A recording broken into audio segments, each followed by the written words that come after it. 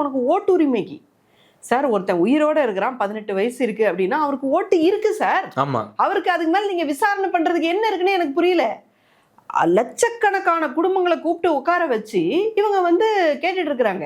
இஸ்லாமிய சகோதரர்கள், கிறிஸ்துவ சகோதரர்கள், எத்தனையோ பேர், ஈவன் ஹிந்துஸ் கூட எல்லாத்தையும் கூப்பிட்டு உட்கார வச்சுக்கிட்டு, உனக்கு ஏன் நான் இந்த ஓட்டை தரணும், உங்க அப்பா உன்னை எத்தனை வயசுல பெத்தாரு, நீ எப்படி 45 வயசுக்கு வித்தியாசத்துல உனக்கும் உங்க தாத்தாக்கும் 45 வயசு வித்தியாசம் தான் இருக்குன்னு என்னென்னவோ பேசிட்டு இருக்காங்க. சார் 40 வருஷம் 50 வருஷம் முன்னாடி 15 வயசுல 16 வயசுல கல்யாணம் பண்ணிட்டு தானே சார் இருந்தாங்க. இனிமே சைல்டு மேரேஜஸ் நடந்துட்டு இருக்கு. அப்புறம் எப்படி உங்க அப்பா உன்னைய உங்க அம்மா உன்னைய 16 வயசுல பெத்தாங்க 15 வயசுல பெத்தாங்கன்னு என்னத்த கேள்வி கேட்டுக்கிட்டு சும்மா நான்சென்ஸ் பண்ணிக்கிட்டு உயிரோட இருக்கக்கூடிய ஓட்டர்ஸ் எல்லாம் செத்து போயிட்டேன்னு சொல்லிட்டு அங்க ஏதோ ஒரு கிராமத்துல புகார் பண்ணிருக்காங்க. 123 பேர் நாங்க உசுரோட இருக்கிறோம், எங்க ஓட்டை செத்து போயிட்டேன்னு சொல்லி நீக்கி வச்சிருக்காங்க. இப்படி வினோதமான ஒரு ஆட்சியா இருக்கு உங்க பாஜக ஆட்சி. உங்களோட எலெக்ஷன் கமிஷன் வினோதமா பண்ணிட்டு இருக்கேன் சார். எலெக்ஷன் கமிஷனோட வேலை என்ன?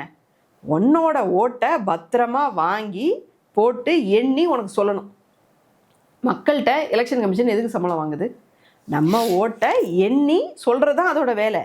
அது உட்கார்ந்து டிசைட் பண்ண முடியாது சார். உனக்கு ஓட்டு இருக்கா இல்லையா, நான் நினைச்சா உனக்கு ஓட்டு தருவேன், நான் நினைச்சா உன் ஓட்டை பிடுங்குவேன், நான் நினச்சா உன்னோட ஓட்டை 10 இடத்துல காப்பி பண்ணி டூப்ளிகேட் ஓட்ஸை வச்சு நான் ஓட்டு போடுவேன். இதெல்லாம் எலெக்ஷன் கமிஷன் பண்ணுற வேலையா? வித்தியாசமாக நடந்துக்குதே.